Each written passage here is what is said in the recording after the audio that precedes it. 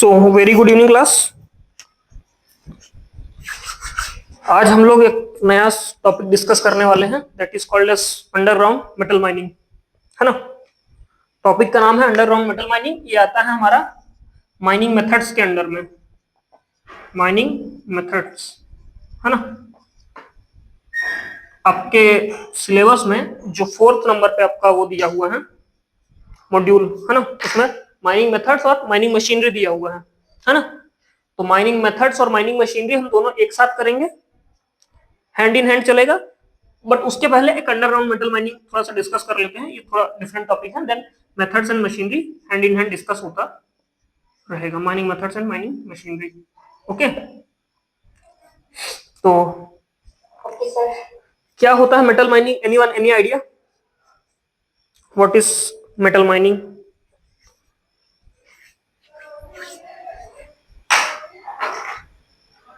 Process of extraction of metals. अच्छा, थोड़ा सा क्वेश्चन में चेंज करते हैं। Process of extraction of metals, है ना। आपने आंसर तो सही दिया है, but question what is metal mining के पहले एक और क्वेश्चन आना चाहिए, व्हाट इज मेटल्स? मेटल्स क्या होता है पहले ये डिफाइन करिए, देन मेटल माइनिंग पे आते हैं। Other than non-metals. Other than non metals, अच्छा ठीक है। Jokes apart, on a serious note, what is metals? Definition बताइए।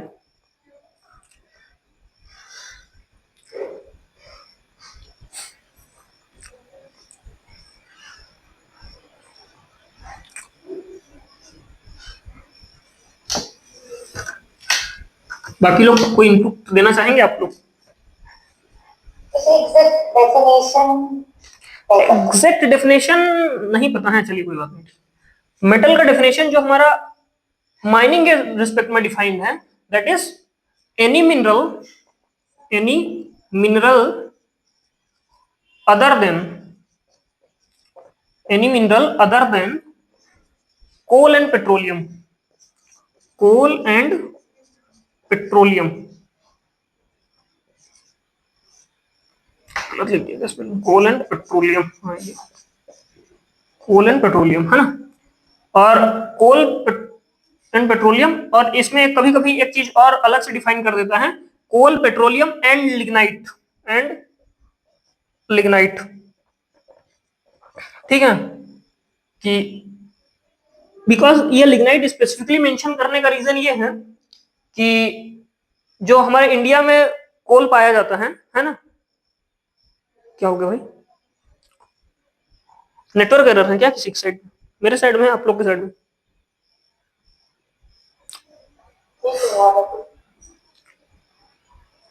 मतलब मेरे साइड ठीक है ना?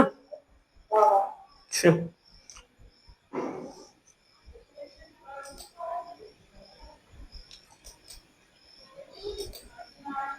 थोड़ा 1 मिनट वेट कर लेते हैं, देख लेते हैं किसके तो फिर डिस्टर्बेंस है।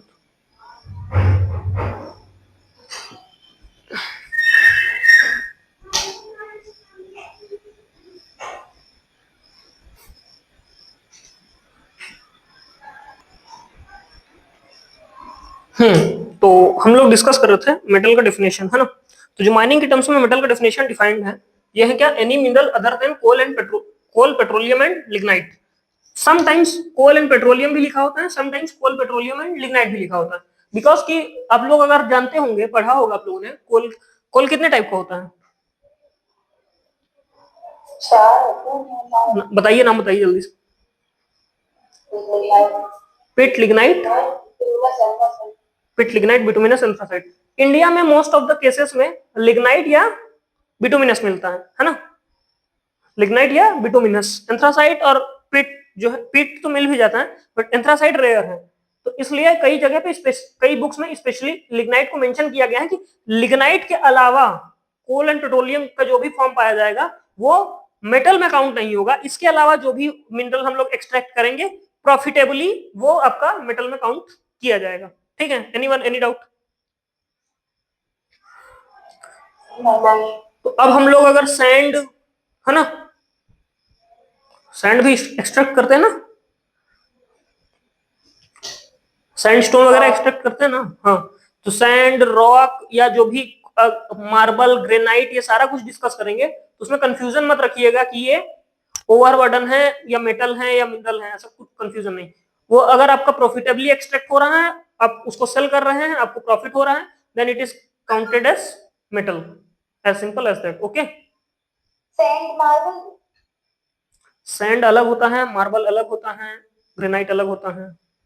तो आपने कहा कि प्रॉफिटेबल होगा और एक्सपेक्ट करेंगे तो उसको मेटल में काउंट करेंगे। हाँ, उनको मेटल में काउंट करेंगे जो डेफिनेशन कहता है मेटल माइनिंग के रिस्पेक्ट में।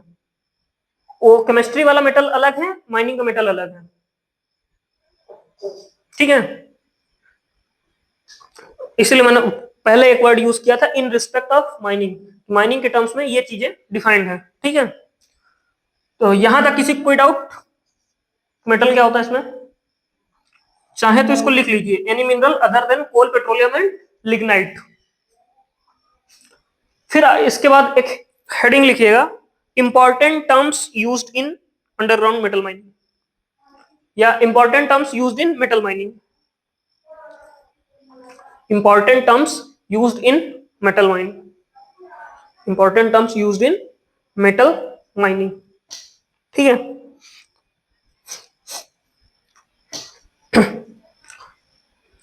ये लिख लिया डेफिनेशन, मिटा दो इसको,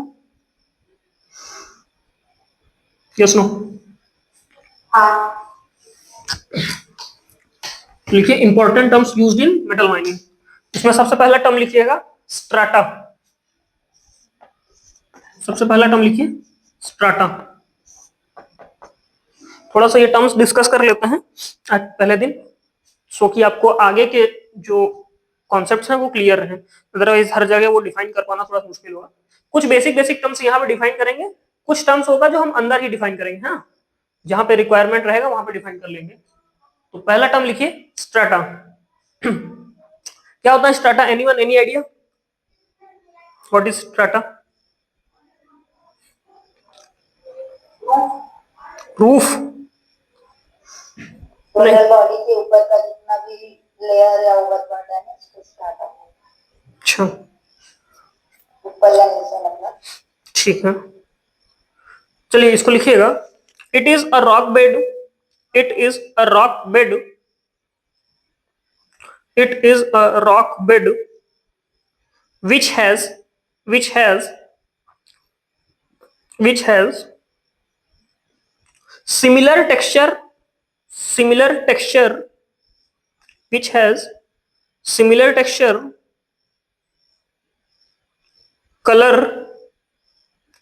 which has similar texture, color, and approximately same mineral constituent, and approximately same mineral constituent, and approximately same mineral constituent, that is known as strata, that is known as strata. Metal के बाद क्या? Same mineral constituents, that is known as strata. क्या क्या बोला मैंने? Colour होना चाहिए, है ना, कलर होना चाहिए, सिमिलर टेक्सचर होना चाहिए, है ना, सिमिलर टेक्सचर होना चाहिए, और सेम मिनरल कंस्टिट्यूएंट होना चाहिए, सेम मिनरल कंस्टिट्यूएंट,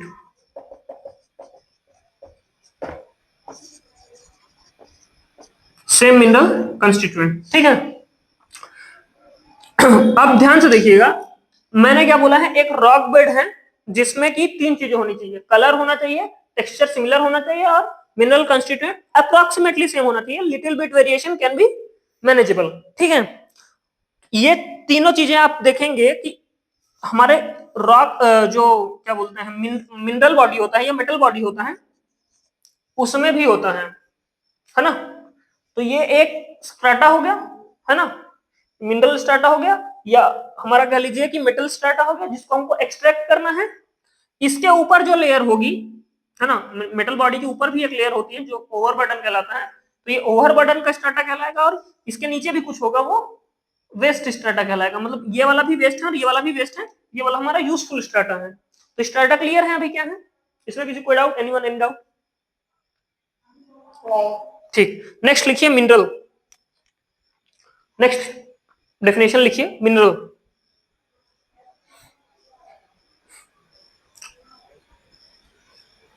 मिनरल क्या होता है, anyone idea what is mineral?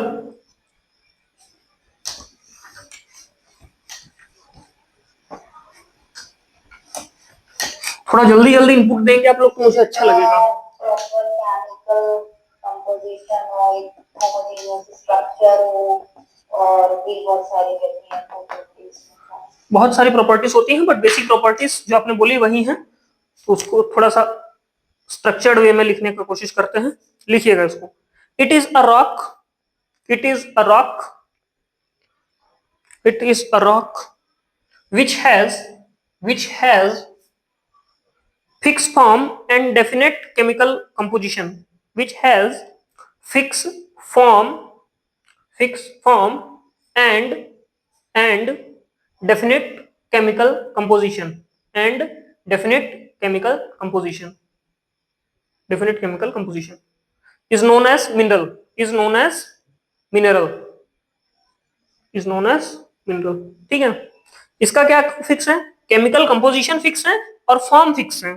ठीक है, केमिकल कंपोजिशन फिक्स है और फॉर्म फिक्स है, तो क्या कहलाएगा ये आपका मिनरल। फॉर एग्जांपल जो भी हम चीज डिस्कस कर रहे थे that is called as marble, है ना। एक रॉक होता है व्हाइट कलर का, आप लोगों ने देखा होगा, घरों में यूज करते हैं हम लोग फर्श के लिए, है ना, मार्बल। इसमें आप देखिए क्या है, केमिकल कंपोजिशन फिक्स है ना।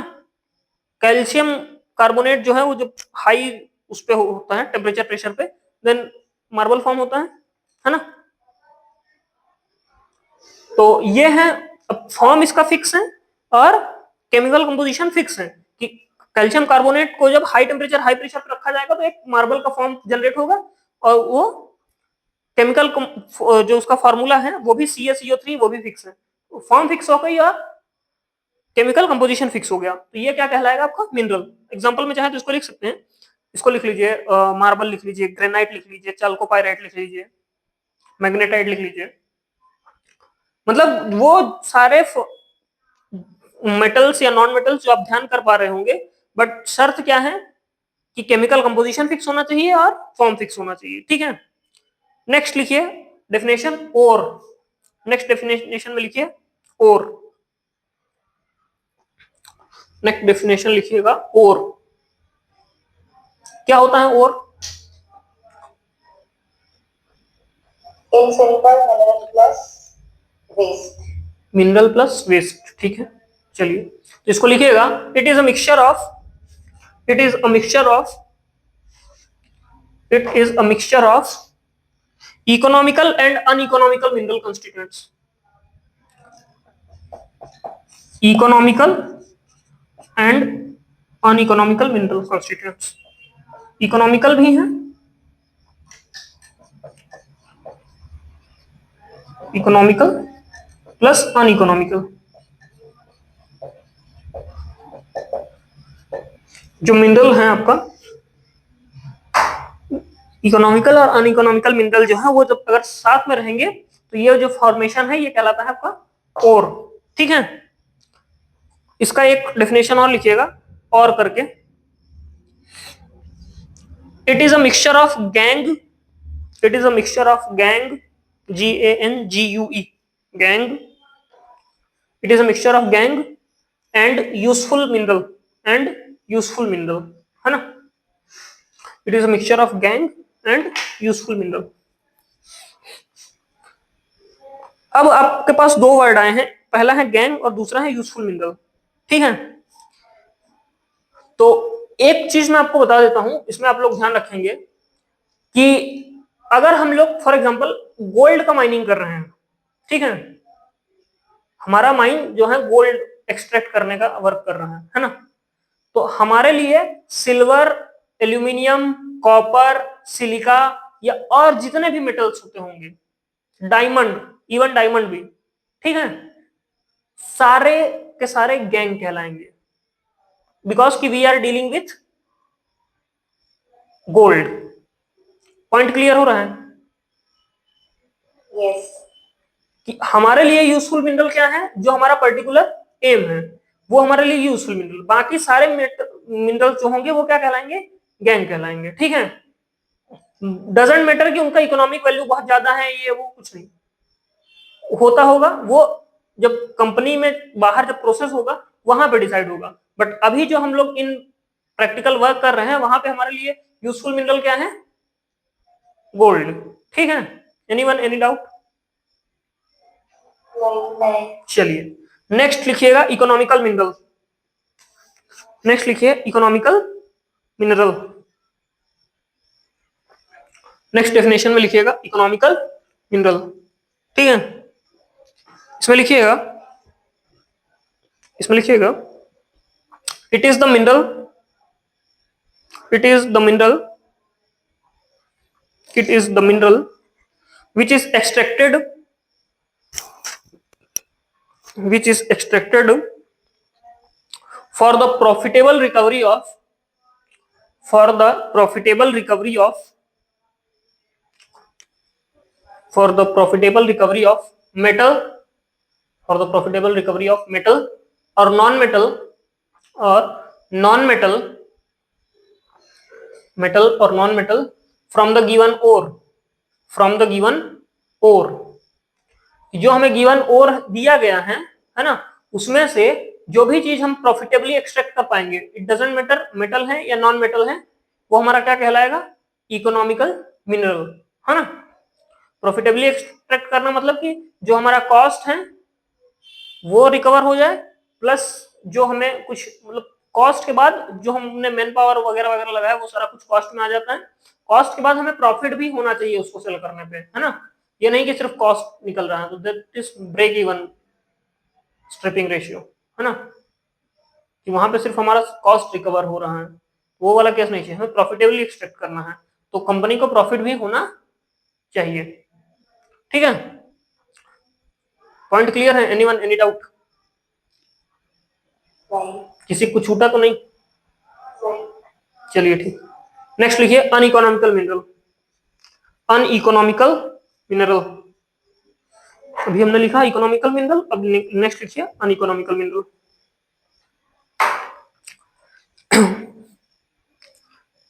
इसमें लिखिएगा it is the mineral, it is the mineral, it is the mineral which cannot be used, which cannot be used,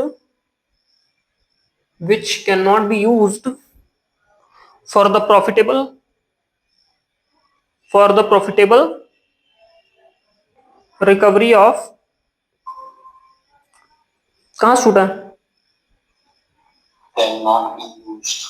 cannot be used for the profitable recovery, for the profitable recovery,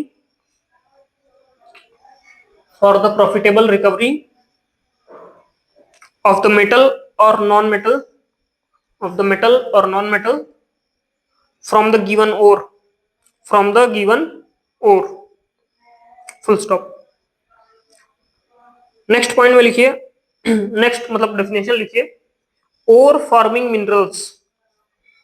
next definition लिखिए, ore forming minerals, ore forming minerals.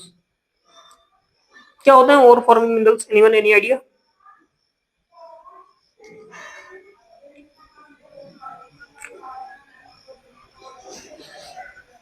कोई जानकारी है किसी को, ओर forming minerals क्या होता है?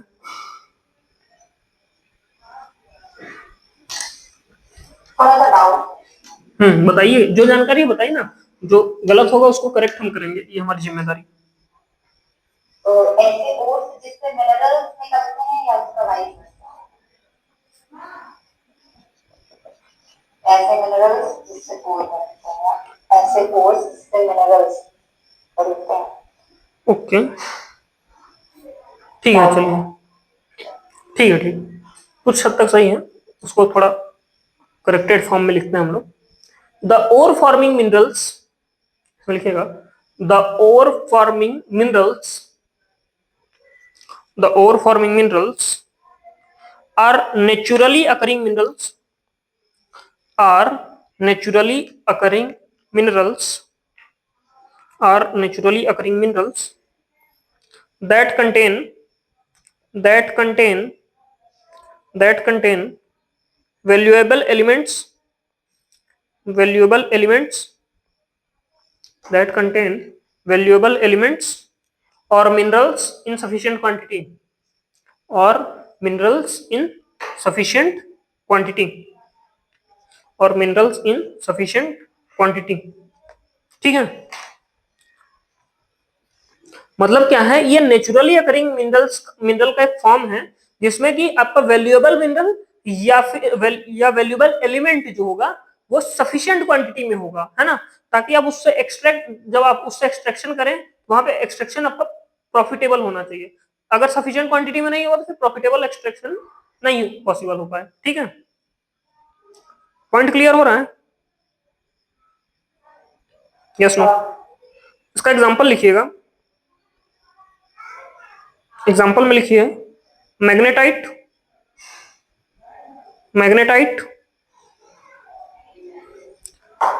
chalcopyrite magnetite chalcopyrite। Next example लिखिए कैलेवराइट CALA कैलेवेराइट VERITE कैलेवराइट। ठीक है, कैलेवराइट। नेक्स्ट लिखिए सिल्वेनाइट SYLVA सिल्वेनाइट NITE। हाँ, सिल्वेनाइट। ठीक है, सिल्वेनाइट हो गया। उसके बाद एक और होता है पेट्जाइट पेट्जाइट। ठीक है, जो आपने लास्ट के तीन लिखे हैं ना, कैलेवराइट, सिल्वेनाइट और पेट्जाइट, इन तीनों के आगे एक ऐसा बड़ा सा ब्रैकेट बना के लिख लीजिए गोल्ड। गोल्ड, ठीक है, ये तीनों गोल्ड के ओर होते हैं। ठीक है, ये तीनों गोल्ड के ओर होते हैं। पेट्जाइट से भी गोल्ड एक्सट्रैक्ट होता है, सिल्वेनाइट से भी गोल्ड एक्सट्रैक्ट होता है और कैलेवराइट से भी गोल्ड का एक्सट्रैक्शन होता है। ठीक है, नाउ एनीवन एनी डाउट?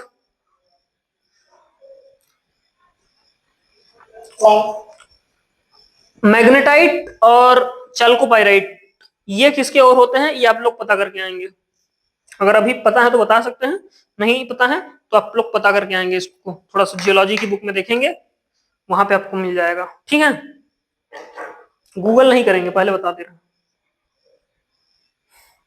चलिए नेक्स्ट लिखिए rock forming minerals. Rock forming minerals, next definition जो है आपका वो है रॉक फॉर्मिंग मिनरल्स। ठीक है, रॉक फॉर्मिंग मिनरल्स, इसमें लिखिएगा rock forming minerals rock forming minerals are minerals rock forming minerals are minerals that make up the majority the majority of rocks on the earth that make up the majority of the rocks on the earth। ठीक है, majority of rock जो है अर्थ में वो ये rock forming minerals ही form करते हैं। ठीक है, एग्जांपल लिखिएगा quartz quartz silica quartz silica sandstone quartz silica sandstone mica mica etcetera mica etcetera. ठीक है, तो ये हो गए रॉक फॉर्मिंग मिनरल्स के एग्जांपल्स। नेक्स्ट डेफिनेशन लिखिए माइन। नेक्स्ट डेफिनेशन लिखिए माइन क्या होता है बताइए थोड़ा सा, सबको पता होना चाहिए यही बात। तो place from where mineral is extracted. ठीक है, वेरी गुड। और कोई?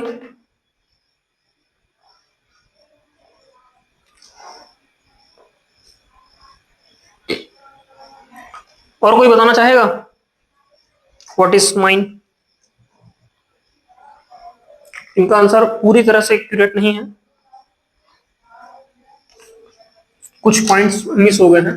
बाकी लोग जल्दी बताइए थोड़ा सा। Acceleration or side where movement over other variables such as are accepted from the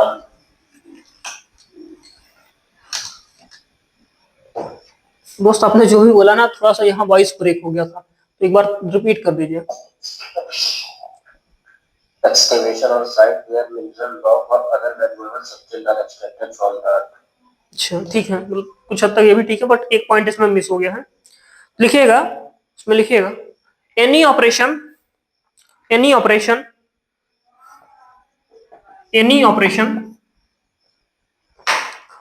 of extraction, any operation of extraction, any operation of extraction or prospecting or prospecting or prospecting beyond the depth of, beyond the depth of 1 meter, beyond the depth of 1 meter from the surface of ore body, from the surface of ore body, from surface of ore body, including coal, including coal, metal, including coal, metal and petroleum, including coal, metal and petroleum, is known as, is known as, is known as mine, is known as mine। ठीक है, कि कोई भी operation of extraction है ना, जहां पे हम लोग या तो मिनरल एक्सट्रैक्ट कर रहे होंगे, या फिर जो प्रोस्पेक्टिंग वाली साइट्स हैं जहां पे कि हमारा डेप्थ जो है 1 मीटर से एक्सीड करता है ना। बट आप लोग को थोड़ा सा एक वो बता देते हैं कि इन सम केसेस यहाँ पे प्रोस्पेक्टिंग वाला जो है ना, वो 3 मीटर भी लिया गया है। डेप्थ जो है वो सम बुक्स में 1 मीटर दिया हुआ है, सम बुक्स क्या मतलब वाईपीचे चारकर में जो है वो 1 मीटर दिया हुआ है, और बाकी कुछ कोल जो सीएमआर उमर वाली बुक्स हैं उनमें 3 मीटर दिया हुआ है ना। तो इसको थोड़ा सा ध्यान में रखिएगा कि कहीं पे 1 मीटर है, कहीं पे 3 मीटर है, तो उस पर बहुत ज्यादा हम लोग आर्ग्यू नहीं करेंगे। बट पॉइंट क्या है कि प्रोस्पेक्टिंग वाली साइट्स जो है वो भी आपकी उसमें आती हैं, अगर एक्सट्रैक्शन हो रहा है वहां, मतलब हम लोग क्या बोलते हैं, एक्सकवेशन कर रहे हैं वहां पे, प्रोस्पेक्टिंग के लिए भी एक्सकवेशन कर रहे हैं, तो वो भी आपका किसमें काउंट किया जाएगा, माइन में।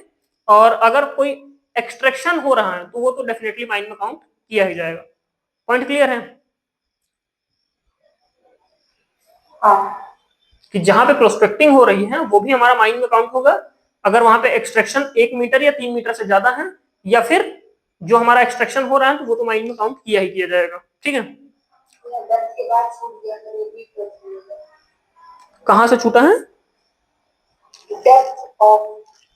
1 metre from surface, 1 metre from surface of ore body, of ore body including coal, metal and petroleum, including coal, metal and petroleum is known as mine, is known as mine।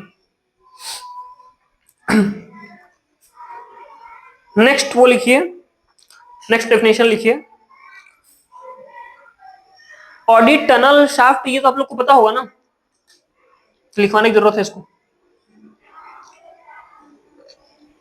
Audit tunnel shaft क्या होता है, सब लोग को पता है कि नहीं, ये बताइए जल्दी, यस नो। बाकी लोग ऑडिट लिखा दें, ठीक है, लिखिए, लिखिए नेक्स्ट डेफिनेशन लिखिए, adit, it is a horizontal entry, it is a horizontal,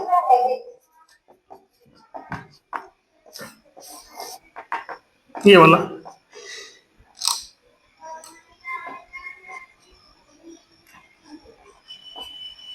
ठीक है, it is a horizontal entry, it is a horizontal entry to the ore बॉडी, it is a horizontal entry to the ore body, to the ore body of the hill, of the hill, of the hill that is open to sky from one side only. That is open to sky from one side only. That is open to sky from one side only is known as audit. Is known as audit. ठीक है, मतलब for example कोई एक ऐसा हिली terrain है, ठीक है, ये हिली टेरेन है और इसमें हमने एक साइड से रास्ता बनाया है, यहां से मान लो फॉर एग्जांपल, ठीक है, तो ये कहलाएगा ऑडिट, बिकॉज कि ये इसका सिर्फ एक एंड ओपन टू स्काई है, ये ओपन टू स्काई है, ठीक है, बट इसी को अगर हम मान लो थोड़ा और एक्सटेंड करते हैं, दोनों साइड से ओपन टू स्काई करते हैं, तो ये कहलाएगा टनल, ठीक है। When one end is open to sky, that is known as audit. When both the ends are open to sky, is known as tunnel. Point clear? Shaft क्या होता है तो पता है ना?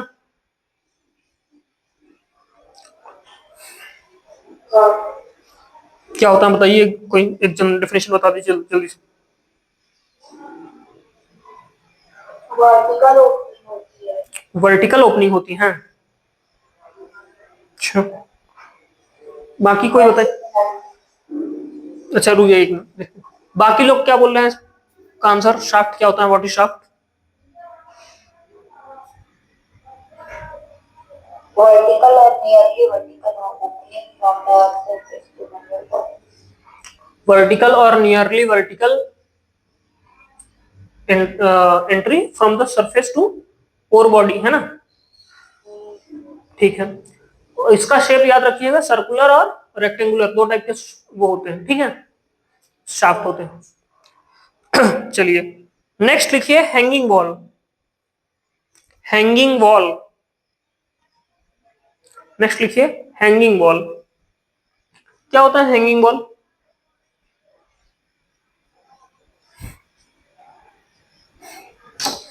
What is hanging wall?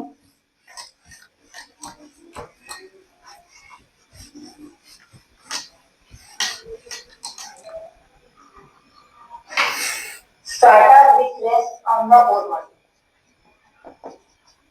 Strata which rests on the core body. You're partially correct, but core body is itself hanging wall. Okay, so please note it down. मैंने core body के respect में बोला ना। हाँ हाँ ठीक है, मैंने इसलिए बोला यू आर पार्शली करेक्ट।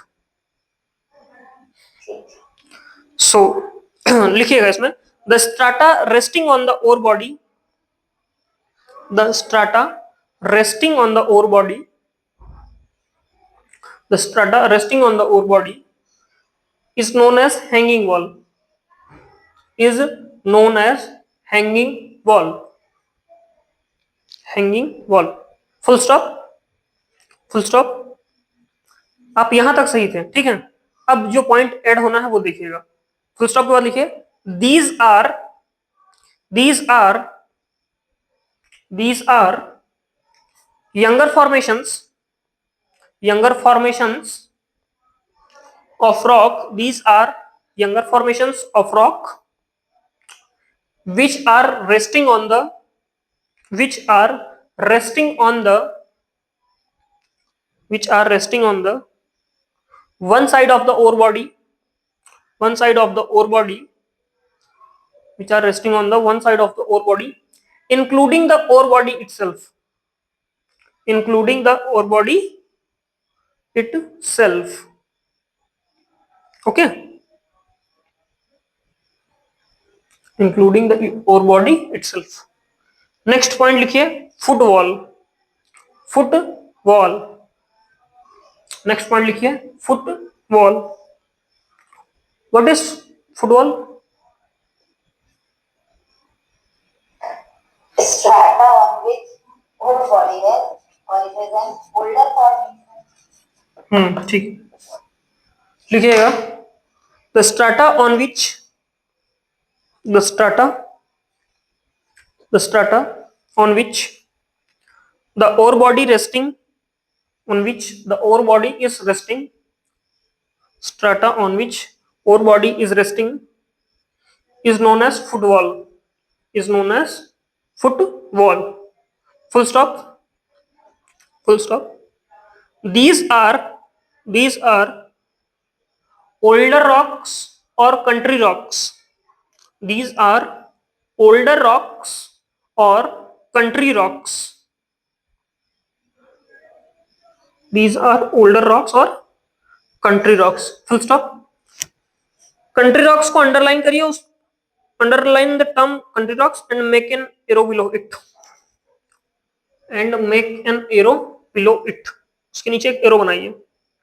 उसमें लिखिएगा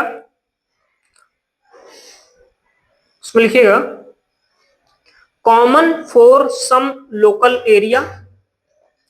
common for some local area.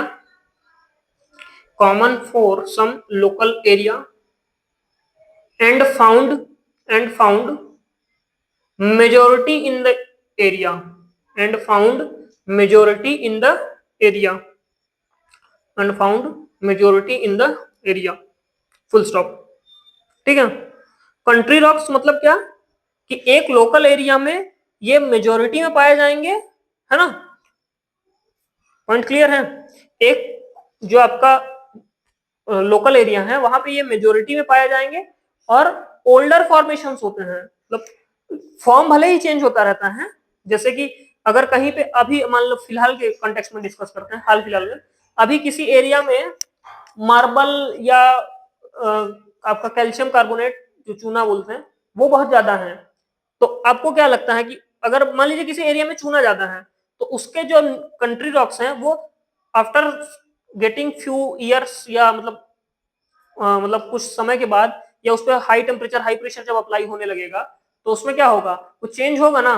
Carbon marble जो है अपना क्या हो गया, कोई डाउट है क्या? सॉरी गलती हो गया, टच हो गया. अच्छा ठीक. सो क्या बता रहा हूँ, हाँ क्या बोलते हैं, हम डिस्कस कर रहे थे कंट्री रॉक्स. तो किसी एरिया में जो लोकल रॉक्स पाए जाते हैं, ठीक है, और जो मेजोरिटी में होंगे वो होते हैं कंट्री रॉक्स.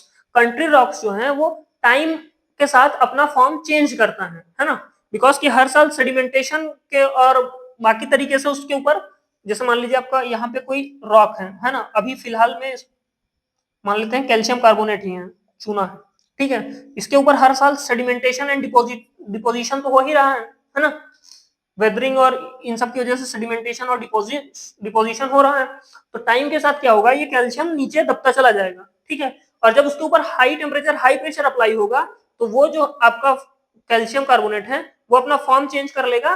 किस फॉर्म में होता जाएगा, मार्बल और अदर जो हायर उसके फॉर्म्स है उसमें चेंज होता चला जाएगा. ठीक है, यहां तक कोई डाउट है किसी को? Anyone any doubt? ठीक है, नेक्स्ट लिखिए क्रॉस कट. नेक्स्ट डेफिनेशन लिखिए क्रॉस कट. ठीक है, क्या होता है cross cut? Anyone any idea?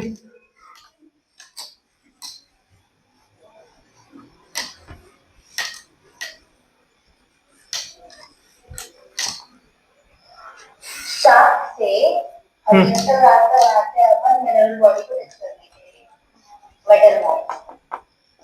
Shaft से हॉरिजॉन्टल रास्ता बनाते हैं मेटल बॉडी को टच करने के लिए, है ना. ठीक, वेरी गुड, सही जवाब है आपका. इसमें लिखिएगा it is a horizontal drivage. It is a horizontal drivage. It is a horizontal drivage. It is the horizontal drivage from the shaft. It is horizontal drivage from the shaft driven to meet the horizontal drivage from the shaft driven to meet the ore body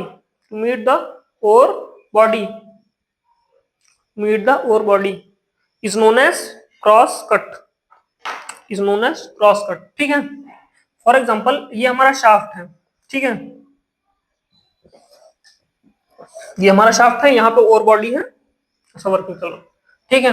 but ore body का एक form जो है ना, इतना ऊपर तो नहीं होगा, इतना आसपास कहीं पे है, ठीक है। ये हमारा अर्थ सरफेस है, ये ओवरबर्डन है, ओवरबर्डन को थोड़ा अलग तरीके से ड्रॉ कर, ये ओवरबर्डन है, ठीक है। फिर ये हमारा ओर बॉडी है। तो क्या है, अब यहां से यहां जाके फिर ऐसे ऊपर का एक्सट्रैक्शन करना थोड़ा टफ होता है, तो हम लोग क्या करते हैं, एक शाफ्ट से ही हॉरिजॉन्टल रिवेट ऐसे बनाते हैं यहां से यहां, ठीक है, जो डायरेक्ट हमारे ओवर बॉडी को शाफ्ट के साथ कनेक्ट करता है। तो ये आपका क्या कहलाता है, क्रॉस कट, ठीक है। Anyone, any doubt? इसमें किसी को कोई दिक्कत परेशानी? नहीं। ठीक, नेक्स्ट लिखिए लेवल।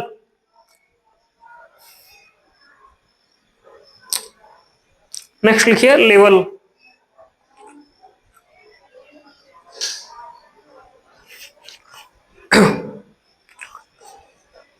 तो इसमें लिखिएगा when the horizontal drivage, when the horizontal ड्रिवेज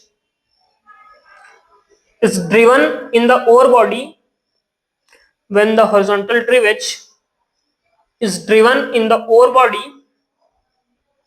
it is known as level, it is known as level, ठीक है। ओवर बॉडी की बात करें, it is known as level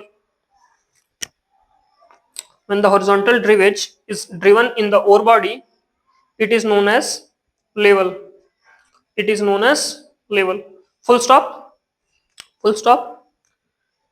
इसमें लिखिएगा it is driven, it is driven, it is driven always in the strike direction, it is driven always in the strike direction,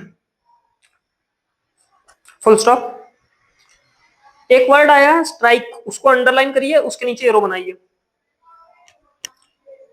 एक word आया है स्ट्राइक, उसको underline करिए और उसके नीचे एरो बनाइए, है ना।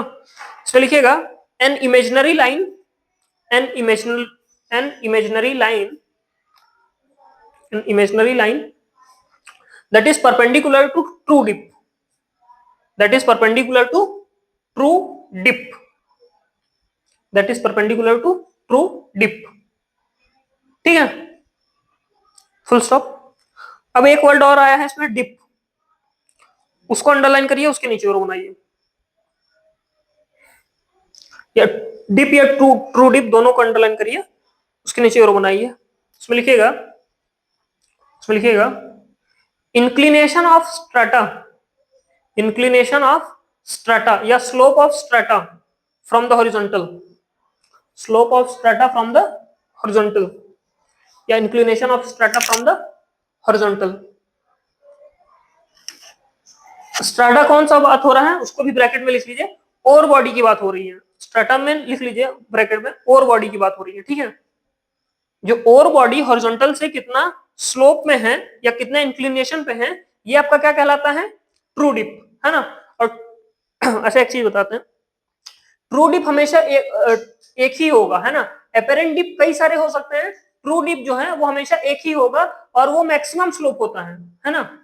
ट्रू डिप जो होता है वो मैक्सिमम स्लोप होता है। एपेरेंट डिप क्या होता है ना, वो अगर मान लो लिटिल लिटिल वेरिएशन है तो वो एपेरेंट डिप होएगा। एपेरेंट डिप जो है वो कई सारे हो सकते हैं, बट ट्रू डिप जो होगा वो मैक्सिमम स्लोप को हम लोग लेते हैं और ट्रू डिप हमेशा एक ही होता है। और ट्रू डिप के जो परपेंडिकुलर लाइन होगी वो क्या कहलाती है, स्ट्राइक लाइन। पॉइंट क्लियर है? Anyone, any doubt?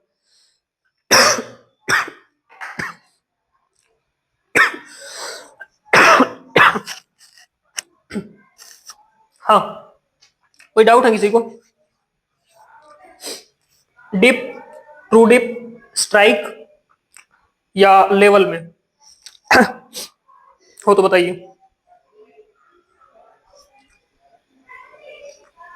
Anyone, any doubt? Yes no?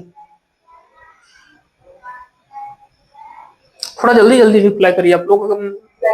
हाँ, नेक्स्ट लिखिए कंपेनियन लेवल। कंपेनियन लेवल क्या ना, आप लोग रिप्लाई नहीं करते ना, मैं सेल्फ डाउट में चला जाता हूँ, बोले ऐसा तो नहीं पढ़ा दिया, ऐसा कि कुछ गलत गलत तो नहीं पढ़ा दिया, लेकिन ऐसा पढ़ा दिया हो कि इन लोग को समझ में नहीं आया हो, या कुछ गलत पढ़ा दिया हो तो ऐसा, या कि नेटवर्क एरर हो गया हो, तो मेरे को ना सेल्फ डाउट होने लगता है।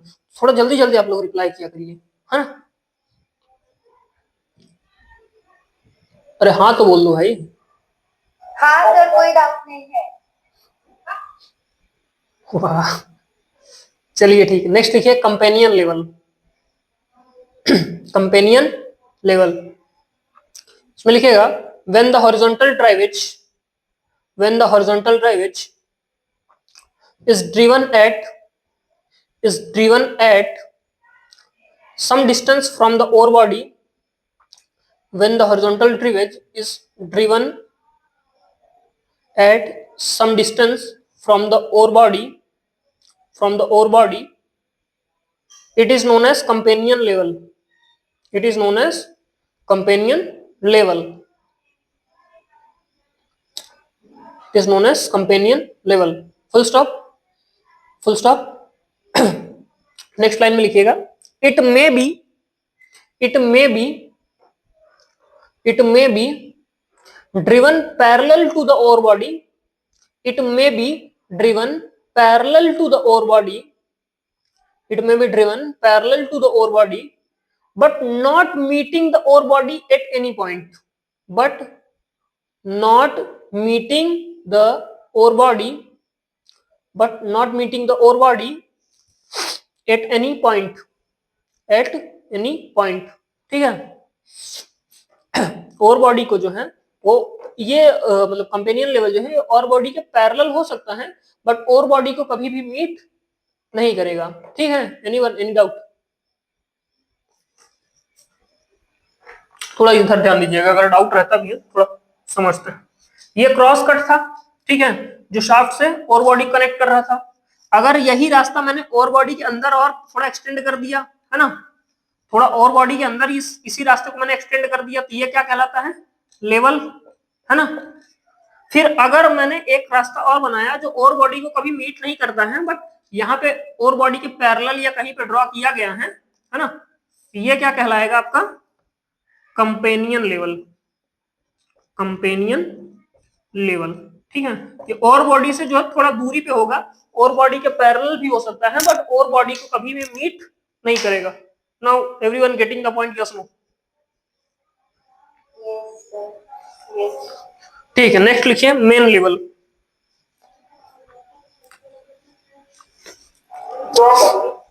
मेन लेवल लिखना है।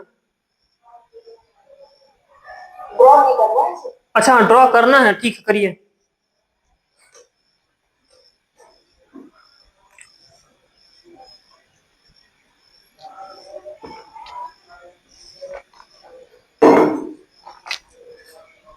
ये दो टर्म्स अलग अलग है ना, क्रॉस कट यहां पे खत्म हो जा रहा था, लेवल यहां से स्टार्ट हो रहा है, ठीक है, ध्यान रखिएगा इसको।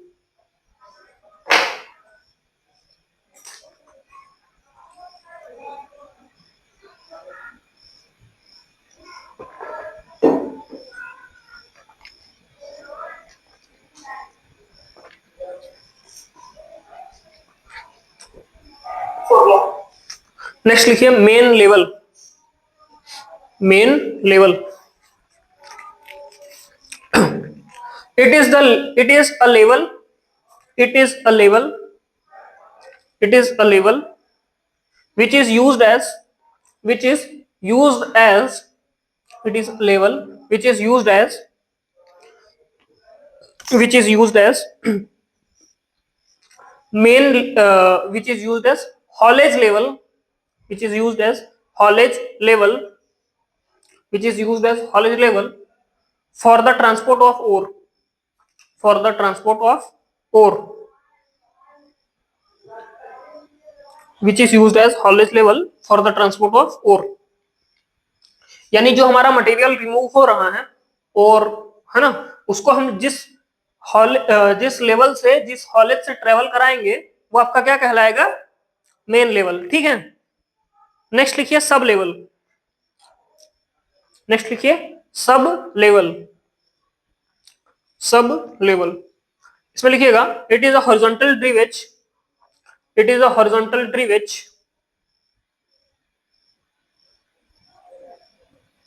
It is a horizontal tree which between two adjacent levels, between two adjacent levels, it is a horizontal tree which between two adjacent levels that connects that connects that connects two adjacent raises or winges, two adjacent raises or winges, that connects two adjacent raises or winges.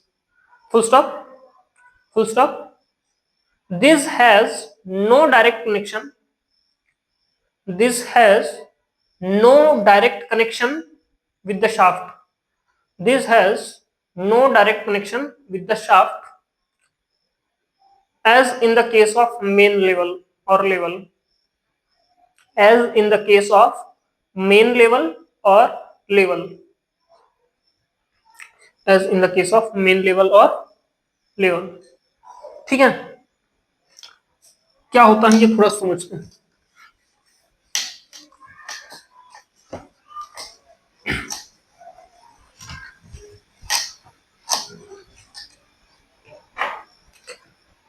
ये आपका shaft है, ठीक है,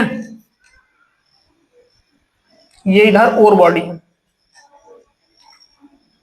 यहां पे एक level draw किया गया है, कंपेनियन लेवल मान लो, कंपेनियन लेवल है, ठीक है, कंपेनियन लेवल है. ये आपका क्रॉस कट है, ठीक है, क्या है, क्रॉस कट. आगे चला, यही आपका चेंज होगा किसमें, लेवल में. अब दो लेवल्स को आपस में कनेक्ट करने के लिए हम लोग या तो रेस बनाते हैं या विंज बनाते हैं, ठीक है. क्या है, ये रेज है और ये है विंज, ठीक है, रेज या विंज. पॉइंट क्लियर है, रेज या विंज. और इन दोनों रेज या विंज को आपस में जो कनेक्ट करेगा ना, ये कहलाएगा आपका सब लेवल. क्या कहलाएगा, सब लेवल. पॉइंट क्लियर है, यस नो, ठीक है ना. ये बोल रहे थे कि रेज और विंग्स में ना एरो बना दो तो ज्यादा बेटर क्लियर हो जाएगा. रेज या विंज में एरो बनाते हैं तो देखो, रेज जो है ना नीचे से ऊपर की तरफ चलता है ऐसे, और विंज जो है ऊपर से नीचे की तरफ चलता है,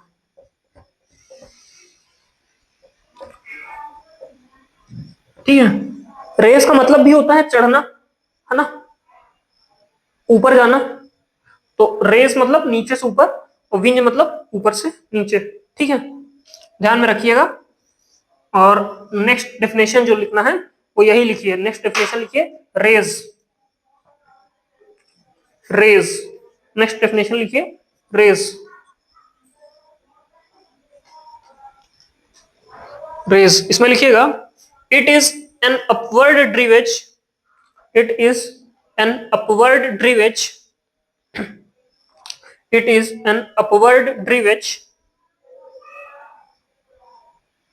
driven from the lower main level, driven from the lower main level, driven from the lower main level to meet the upper level, to meet the upper level, to meet the upper level. यानी नीचे से अपन चले हैं ऊपर वाले level को meet करने के लिए, तो क्या कहलाएंगे उसको, रेस कहलाएंगे, ठीक है. सेकंड में लिखिए विंज. नेक्स्ट पॉइंट लिखिए विंज. विंज इसमें लिखिएगा, it is a downward drivage. It is a downward drivage. It is a downward drivage driven from the upper main level, driven from the upper main level, driven from the upper main level to meet the lower level, to meet the lower level. यानी जो ऊपर वाले level से चल रहे हैं नीचे वाले लेवल को मीट करने के लिए, तो वो क्या कहलाएगा, विंच कहलाएगा, ठीक है. नीचे से ऊपर की तरफ चल रहे हैं तो रेस कहलाएगा. पॉइंट क्लियर है.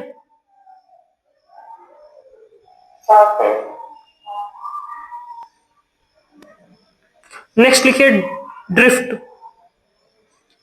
ड्रिफ्ट ड्रिफ्ट इसमें लिखिएगा when the drivage, when the drivage is made in rock, when the drivage is made in rock, when the drivage is made in rock across the two veins, across the two veins, across the two veins, it is known as drift, across the two veins it is known as drift।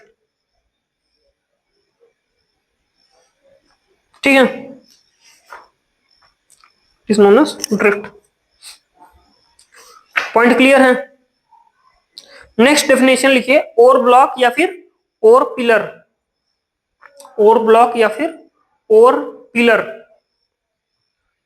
Ore block या फिर ore pillar.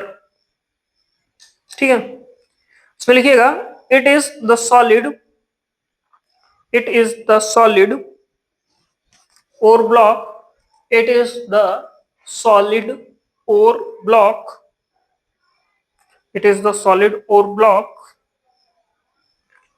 it is the solid ore block or pillar, or pillar, or pillar which is bounded between, which is bounded between, which is bounded between two adjacent levels, which is bounded between two adjacent levels and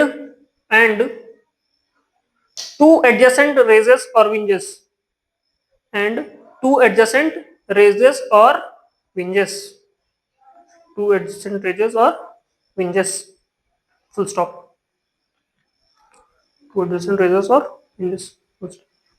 यहां तक कोई doubt है किसी को? Anyone, any doubt? मतलब ये ध्यान दीजिए, ये दो लेवल्स हैं, ये दो रेजेस और विंजेस हैं। अगर इस वाले पोर्शन को कंसीडर करें, मतलब अगर, हालांकि यहाँ थोड़ा गड़बड़ हो जाएगा, छोड़, ये एक रेज है, दूसरी रेज यहाँ पे मान लो बना दे, है ना, तो इसके बीच में ये जो वाला पोर्शन आप छूटा हुआ देख रहे हैं, ये क्या कहलाएगा? ओर ब्लॉक या फिर ओर पिलर, है ना। हालांकि ये है ओवर बर्डन में, ओर वाला नीचे होगा, बट कहलाएगा वही ओर ब्लॉक या फिर ओर पिलर। पॉइंट क्लियर है? Anyone, any doubt? You can ask no. ठीक, ड्रिफ्ट में डाउट है? हाँ बताइए क्या डाउट?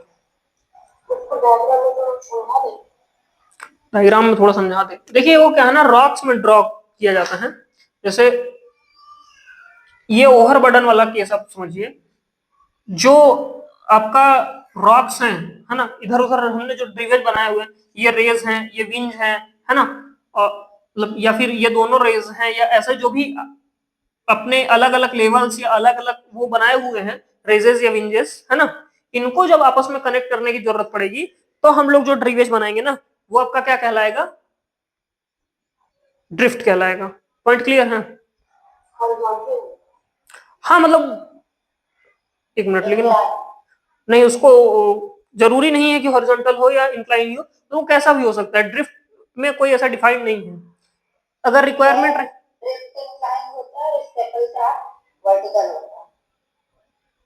ड्रिफ्ट इंक्लाइन होता है, हॉरिजॉन्टल कैसे होगा? दो और बॉडी को कनेक्ट करना है, तो हॉरिजॉन्टल रॉक मासेस में ड्रिवेज होता है, ड्रिफ्ट रॉक मासेस में वो डिफाइंड है। मैं थोड़ा बोल रही हूँ कि इसमें होगा। आपने भी बोला दो और बॉडीज को कनेक्ट करना, दो और बॉडी को बीच में रॉक मास है कोई, और दो और बॉडी है कंटीजियस है, तो उसको कनेक्ट नहीं करेंगे, उसको तो ड्रिफ्ट ही बोलते हैं।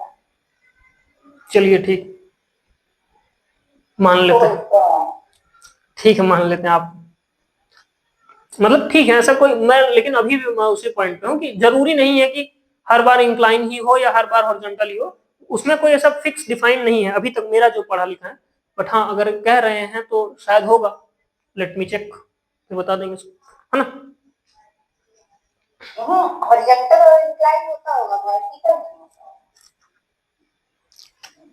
अच्छा वर्टिकल में स्टेपल शाफ्ट बोल देते हैं उसके साथ। ठीक है फिर ये हालांकि हाँ स्टेपल शाफ्ट तो वर्टिकल होता है, ये that point I agree, but उसका थोड़ा सा भी वो है कि उसमें डिफाइंड नहीं है, ड्रिफ्ट में हॉरिजॉन्टल होता है या इंक्लाइन होता है, ये डिफाइंड नहीं है ना, कैसा भी बना सकते हैं as per requirement. Point clear है? ठीक है, thank you very much for joining the class and have a good night.